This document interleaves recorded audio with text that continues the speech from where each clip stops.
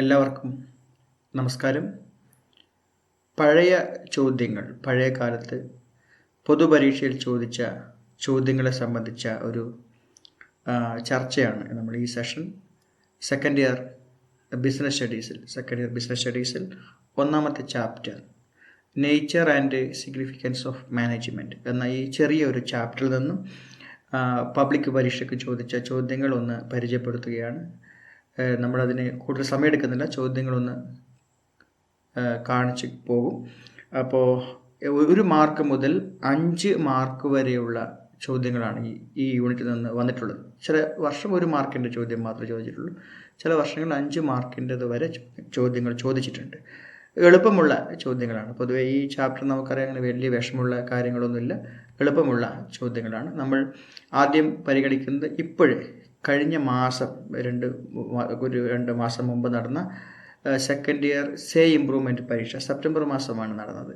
Say improvement പരീക്ഷയ്ക്ക് ചോദിച്ചിരിക്കുന്ന ചോദ്യം, Manoj is working as the MD of Metro Limited. അയാൾ മാനേജിംഗ് ഡയറക്ടറാണ്. Name the level of management at which Manoj is working. Manoj ജോലി ചെയ്യുന്ന ലെവൽ ഓഫ് മാനേജ്മെൻറ്റ് ഏതാണ്? മാനേജിംഗ് ഡയറക്ടർ എന്ന് പറഞ്ഞാൽ നമുക്ക് ടോപ്പ് ലെവൽ മാനേജ്മെൻ്റ് ആണ് എന്നറിയാം. And write any 1 function to be performed by him.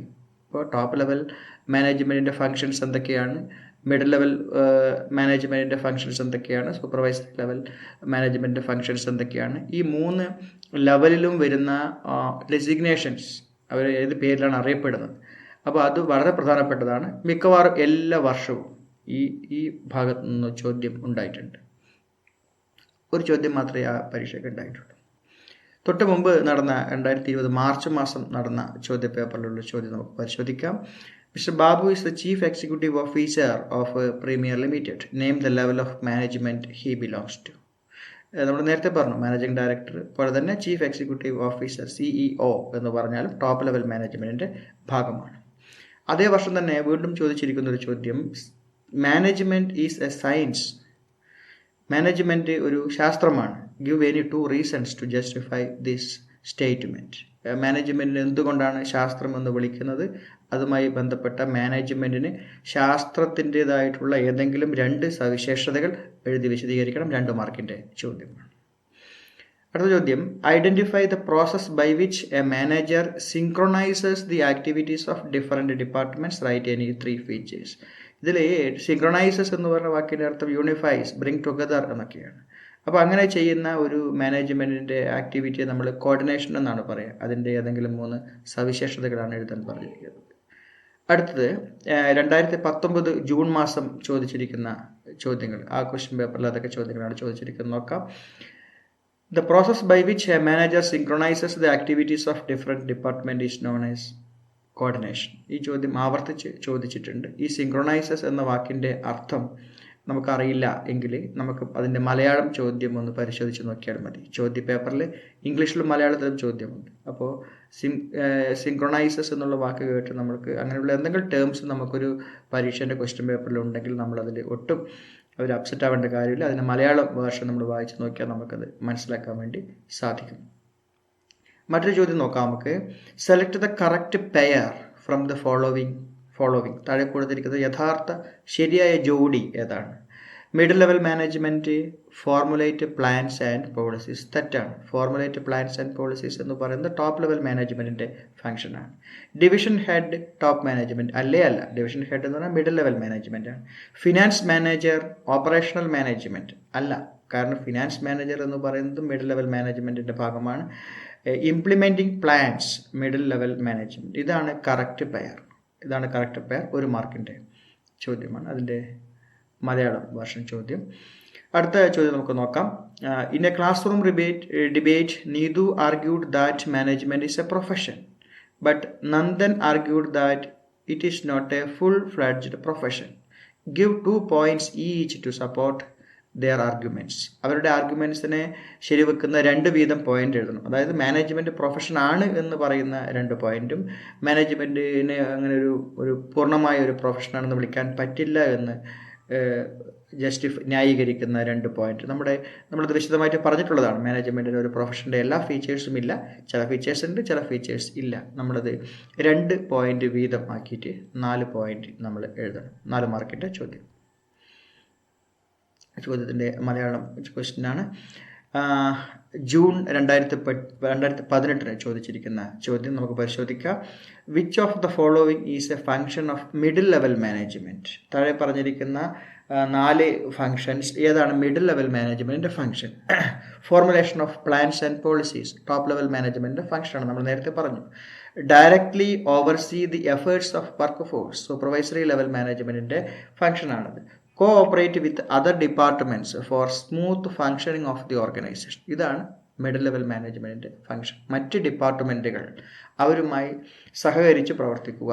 4 നോക്കുക, analyse the environment. Business environment analyse ചെയ്യേണ്ടത് ടോപ്പ് ലെവൽ മാനേജ്മെൻറ്റിൻ്റെ ഫങ്ഷനാണ്. ഓക്കെ, അപ്പോൾ 3ാമത്തതാണ് കോഓപ്പറേറ്റ് വിത്ത് അതർ ഡിപ്പാർട്ട്മെൻറ്റ്സ് എന്നുള്ളതാണ് അതിൻ്റെ കറക്റ്റ് ആൻസർ. ഒരു ചോദ്യം കൂടിയുണ്ട്. Gopu argued that profit is the only organizational objectives of the business. Do you agree? ഒരിക്കലുമില്ല.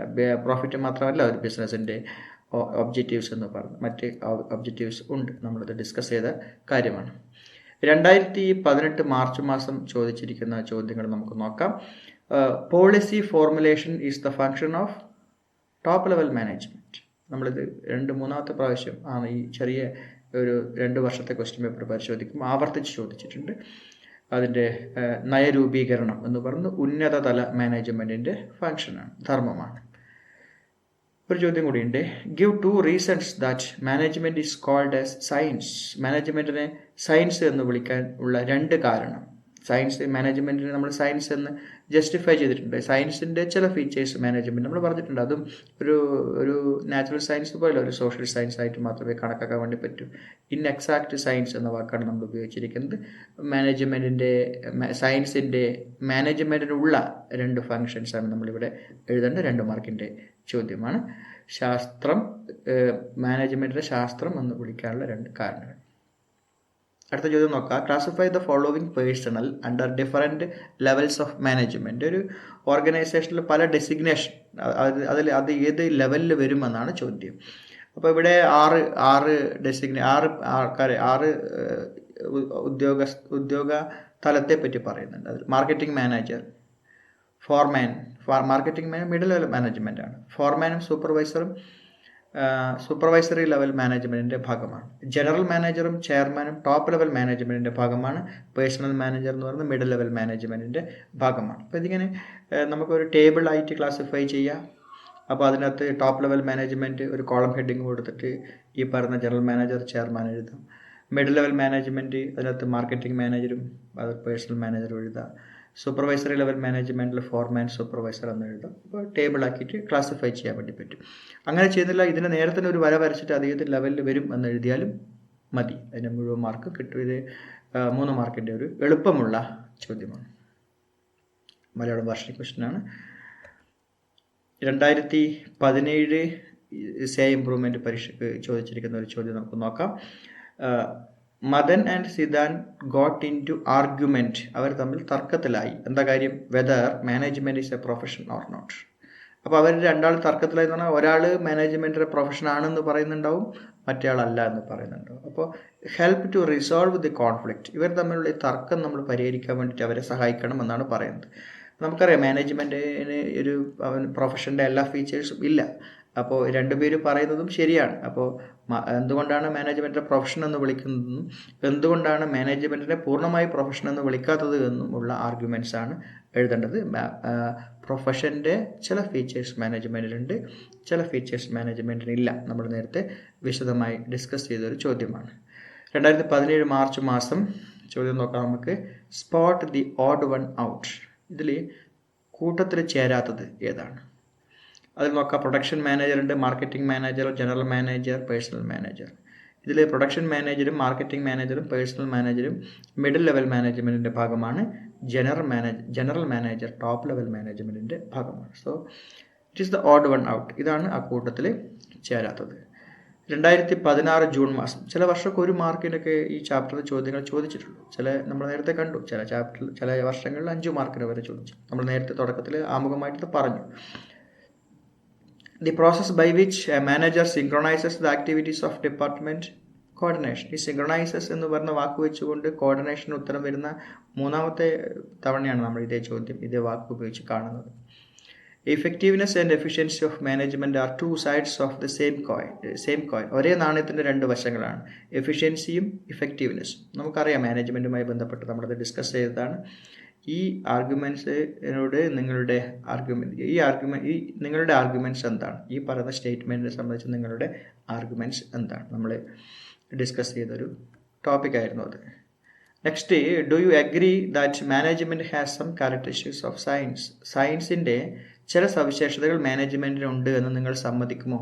തീർച്ചയായിട്ടും സമ്മതിക്കും. മാനേജ്മെൻറ്റിന് സയൻസിൻ്റെ ചില സവിശേഷതകളുണ്ട്. അത് ഏതൊക്കെയാണ്? സബ്സ്റ്റാൻഷിയേറ്റ് എന്ന് പറഞ്ഞാൽ അത് വിശദീകരിക്കുക എന്നാണ് ഉദ്ദേശിക്കുന്നത്.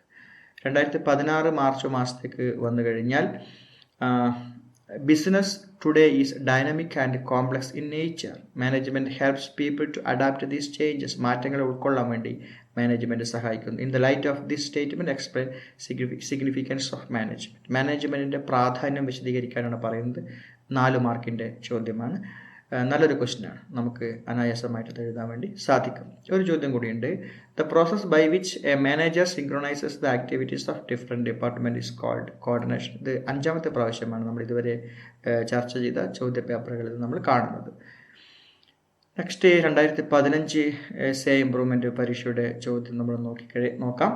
Mister Manoj Bobby is the manager of A limited company. He consider his job as A profession. അയാളൊരു കമ്പനിയിൽ മാനേജറാണ്. അയാൾ പറയുന്നത് അയാളുടെ ജോലി പ്രൊഫഷനാണ് എന്നാണ്. പക്ഷേ നമുക്കറിയാം, അയാൾ ഒരു കമ്പനിയിലാണ് ജോലി ചെയ്യുന്നത്. അങ്ങനെ ചെയ്യുന്ന ആളെ നമ്മൾ പ്രൊഫഷണൽ എന്ന് വിളിക്കാറില്ല. അയാളൊരു സാലറീഡ് ആയിട്ടുള്ളൊരു എംപ്ലോയിയാണ്. He is in employment, not a professional. നമുക്കറിയാം, he is working for others. മറ്റുള്ളവരുടെ അണ്ടറിലാണ് അയാൾ ജോലി ചെയ്യുന്നത്. അയാൾ ശമ്പളമാണ് വാങ്ങിക്കുന്നത്. അപ്പോൾ പ്രൊഫഷനുമായി ബന്ധപ്പെട്ട ഫീച്ചേഴ്സ് ഒന്നുമില്ല. അവർക്ക് റെപ്രസെൻറ്റേറ്റീവ് ഓർഗനൈസേഷൻ ഇല്ല, കോഡ് ഓഫ് കോണ്ടക്റ്റ് ഇല്ല. കാരണം he is working for others, മറ്റുള്ളവരുടെ കീഴിലാണ് അയാൾ ജോലി ചെയ്യുന്നത്. അപ്പോൾ അതുകൊണ്ട് തന്നെ മിസ്റ്റർ മനോജ് ബോബിയെ നമുക്കൊരു പ്രൊഫഷണലായിട്ട് കണക്കാക്കാൻ വേണ്ടി സാധിക്കില്ല. അപ്പോൾ 4 മാർക്കിൻ്റെ ചോദ്യമാണ്. നമുക്ക് ഒരു പ്രൊഫഷനുള്ള ഫീച്ചേഴ്സ് എന്തൊക്കെയാണെന്നും ഇയാൾക്ക് ആ ഫീച്ചേഴ്സ് ഇയാൾ ചെയ്യുന്ന ജോലിക്കില്ല എന്നും നമ്മൾ സമർത്ഥിക്കേണ്ടതുണ്ട്. നെക്സ്റ്റ്, 2014 ജൂൺ മാസത്തിലേക്ക് വന്നു കഴിഞ്ഞാൽ ചോദിച്ചിരിക്കുന്ന ചോദ്യം, mister Raveendran is the marketing manager of a toy manufacturing company. Name the level of management he belongs to.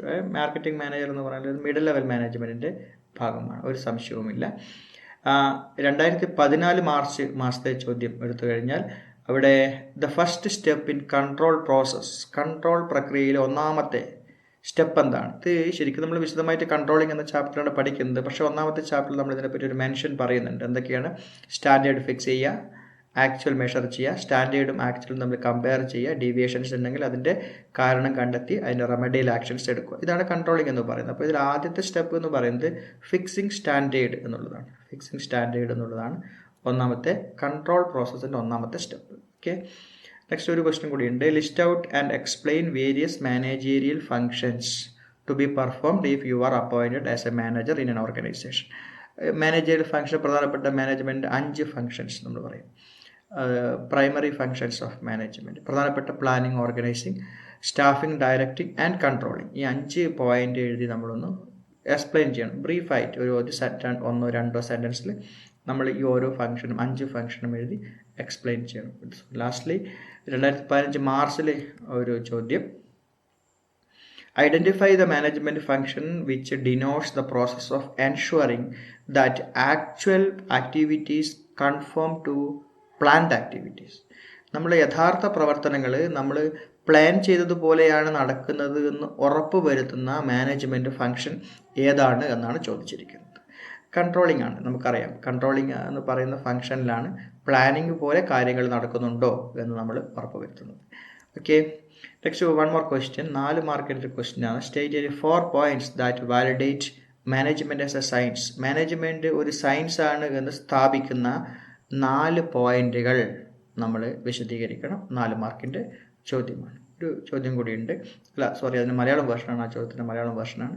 അപ്പോൾ ഇത്രയും ചോദ്യങ്ങളാണ് 2014 മുതൽ 2020 വരെ ഒന്നാമത്തെ ചാപ്റ്ററിൽ നിന്ന് ചോദിച്ചിരിക്കുന്നത്. അപ്പോൾ നമുക്ക് ഏകദേശം ആവർത്തിച്ച് വരുന്ന ചോദ്യങ്ങൾ നമുക്ക് മനസ്സിലായിട്ടുണ്ട്. ഇത് മാത്രമല്ല, ആ ചാപ്റ്ററിൻ്റെ മറ്റേത് ചോദ്യവും പരീക്ഷയ്ക്ക് ചോദിക്കാം. പഴയ ചോദ്യങ്ങളൊന്ന് പരിചയപ്പെടുത്തിയെന്ന് മാത്രമേ ഉള്ളൂ. ഈ സെഷൻ ശ്രദ്ധിച്ച എല്ലാവർക്കും നന്ദി, നമസ്കാരം.